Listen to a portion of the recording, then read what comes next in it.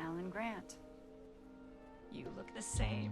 The Shining, Heaven's Gate, Showgirls. What do all of these films have in common? They are misunderstood masterpieces, or at least some think they are. When these films were first released, they were initially panned by critics and largely disliked by audiences. Of the three, only The Shining managed to recoup its budget at the box office. The other two are considered some of the biggest box office bombs of all time, yet somehow they each grew a cult following in their home video releases. They were subject to a critical re-evaluation. There's even a case for Sony's Morbius, which has been re-evaluated through memes. Today, they're hailed as films that were much better than they were initially perceived. Heading into the summer of 2022, Jurassic World Dominion was expected to be one of the year's biggest blockbusters, initially forecast to make as much as $205 million on its opening weekend. According to BoxOfficePro.com, projections were lowered to closer to $150 million as we neared the time the film opened in multiplexes. But what is the culprit? One is tremendous goodwill from the summer surprise hit, Top Gun Maverick. The Tom Cruise vehicle made a much bigger splash than expected, thanks to positive reviews and stellar word of mouth, allowing it to achieve one of the best second weekend holds ever for a movie that opened over $100 million.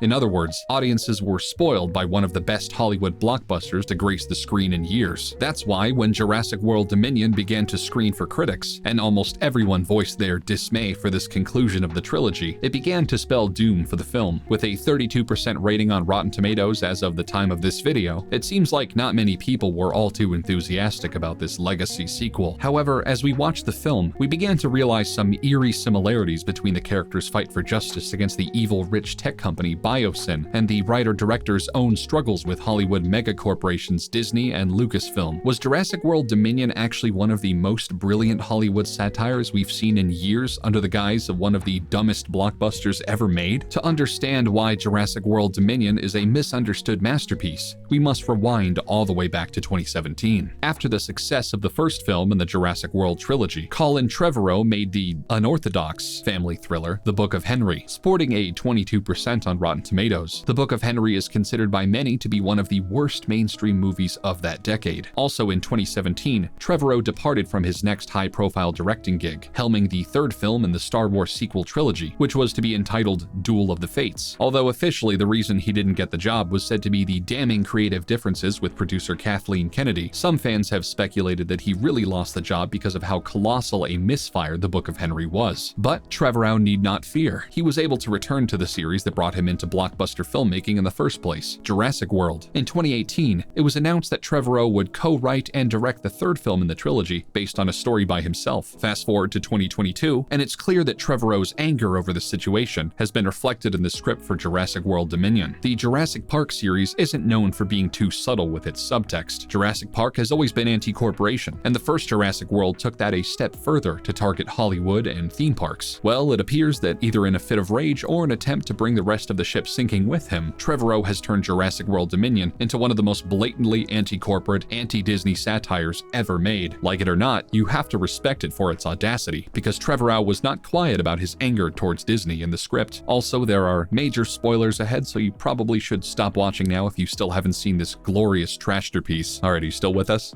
Good. The first clue that Disney is clearly the target of Trevorrow's attacks is that everyone in the film keeps referring to scientific discoveries as IPs. IPs, which stands for intellectual properties, is also common terminology in Hollywood for the series that are the cash cows for the studios. The MCU, Star Wars, Jurassic Park, all IPs, and valuable ones at that. Within the world of Jurassic World Dominion, what is the most valuable IP? According to the villainous Biosyn leader, Lewis Dodgson, it's Maisie Lockwood. Maisie, introduced in Jurassic World Fallen Kingdom as the granddaughter of that film's antagonist, is a clone of her mother, a brilliant scientist on the team working to bring dinosaurs back in the Jurassic Park project. But her mother suffered from a terminal genetic disease, and to prevent her clone daughter from suffering the same fate, she altered her daughter's DNA with small pieces. In Jurassic World Dominion, Dr. Henry Wu attempts to do the same process, cloning with slight variations, to fix the locust plague he has unleashed. This is eerily similar to what Trevorrow himself did with the film itself. If you sub out the IP IP that is Maisie's DNA with the IP of Jurassic Park, you can see the parallels. Jurassic World Dominion is Trevorrow rehashing several beats of the original film's story, sometimes shot for shot, with slight alterations in between. In a way, Trevorrow seems to think of himself as Dr. Wu in this situation. He takes the DNA that he created, like Dr. Wu intends to do with the locusts, fixing it to release it into the world and save it from the danger he has created. This is further accentuated by a line later in the film from Jeff Goldblum's Dr. Ian Malcolm, Jurassic World, not a fan. It may seem like a cheeky one-off line alluding to the fact that the Jurassic World trilogy has been seen as inferior to the masterful original film, but there seems to be a deeper meaning. Trevorrow is actually admitting to his fault in creating this trend of legacy sequels that has effectively doomed filmmaking in Hollywood. Jurassic World may not have been the first legacy sequel, but it was the first one to make an enormous splash. When that film opened in June 2015, it was the highest grossing opening weekend of all time, until it would be dethroned later that year by another legacy sequel, Star Wars: The Force Awakens. Trevorrow sees himself as having at least some part in the culpability for bringing about this derivative trend and Jurassic World Dominion is his apology for it. He acknowledges that what he did was wrong. Still, he is doing everything in his power to remedy that wrong by releasing something so radical and unexpected that it will course-correct the industry forever. On the other hand, the evil corporation Biosyn, clearly a stand-in for Disney, values these carbon copies of legacy properties more than anything else. They're derivative and have slight changes, but resemble their predecessor in more than enough ways that they are clearly a copy. When The Last Jedi came out in 2017, it was met with a mixed reception from audiences. Trevorrow was already off the third film by the point that the second was released, but the script made after Rian Johnson's film split fans that turned into The Rise of Skywalker was much safer. Trevorrow's Duel of the Fates script leaked online in early 2020 and was hailed by many as bold,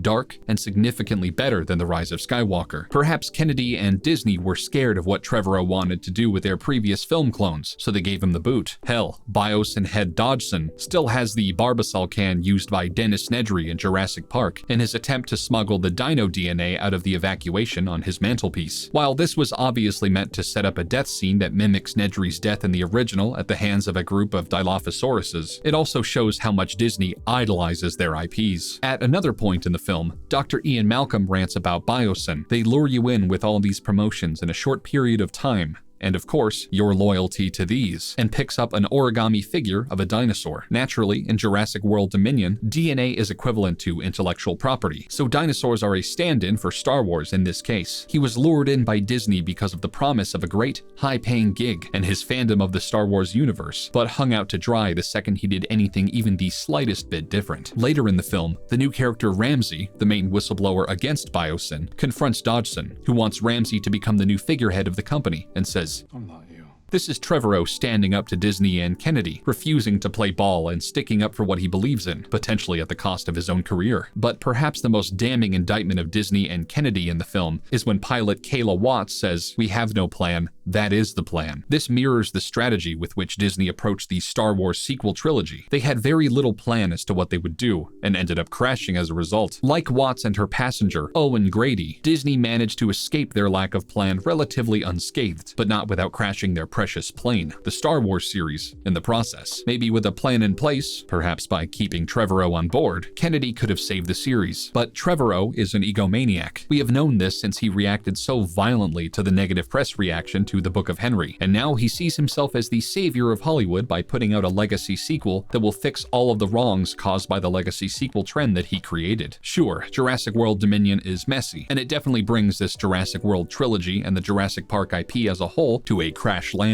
But something is charming about a legacy sequel with such reckless disregard for everything that came before it. Yes, the film contains the cheap nostalgia cash grabs and all that, but Trevorrow does it in a way that is so overt that it becomes self-parody. And that is precisely what this film is meant to be. It is a legacy sequel, created not just to poke fun at legacy sequels. Scream already did that earlier this year. It outright attacks them. No one has ever made a film that is as anti-Disney as this, and no one probably ever will again. And Trevorrow needs to be applauded for pulling that off, if nothing else. What do you think? Is Jurassic World Dominion a misunderstood masterpiece, or just a stupid blockbuster that managed to, find a way? Tell us in the comments section below, and if you like the work FandomWire is doing, be sure to visit our affiliate link at Humble, where you can purchase and play games for a great low price, while supporting us and allowing us to make more quality content like this. Until next time, thanks for watching.